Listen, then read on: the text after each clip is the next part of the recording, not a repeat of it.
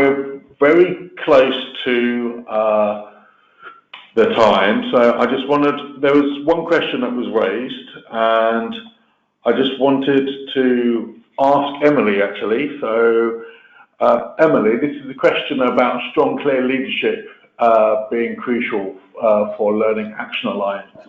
Can you please give an example of how this has been done in Newcastle, and what is Newcastle's Learning Action Alliance hierarchy and example of involved bodies?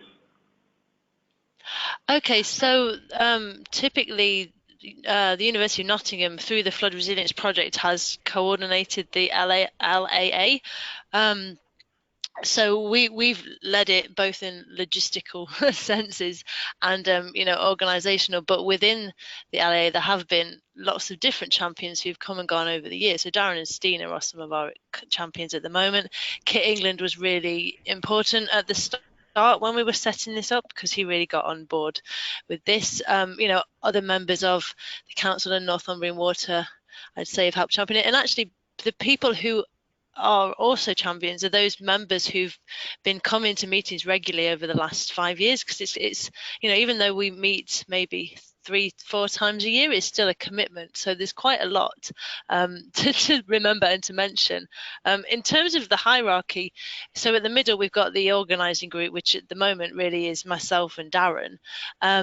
And then around that, in the core group, there's different members from the Environment Agency, Northumbrian Water, different consultancies in Newcastle University, various members of the project team, and then I think going more widely, and the membership is quite fluid, so people who at the moment may be a wider member have previously been a more core member when we focused on different parts of the city and different parts of water management, and that's been their choice, deciding to either step back or come to more regular meetings. So we've been involved with the Tyne Rivers Trust, the Freemen of Newcastle upon Tyne have played a role and are still engaged with us now.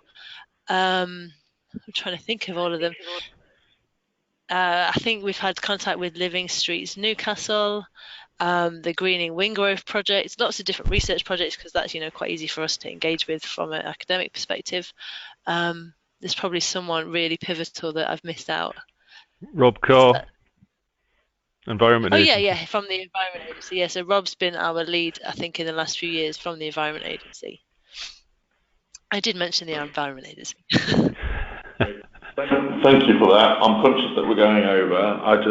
But before we wanted to wrap up, I wanted to thank our speakers, Emily, Darren and Stina, for taking it forward and giving us a really good overview of the Learning Action Alliance, and also talking about how it can be valuable in terms of developing a surface water management plan and providing the legacy there in terms of collaboration, and also how it could potentially underpin the drainage and wastewater management plans.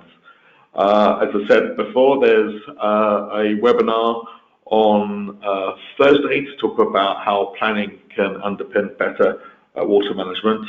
And I also just want to highlight the availability of further information on the Urban Flood Resilience website. So that's www.urbanfloodresilience.ac.uk. And many thanks for your questions and time, everybody. Thank you. Thanks, Paul. Great, thank you, guys.